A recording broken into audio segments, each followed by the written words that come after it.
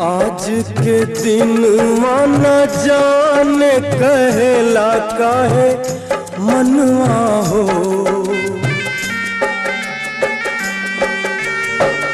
आज के दिन न जाने कहेला काहे मनवा हो।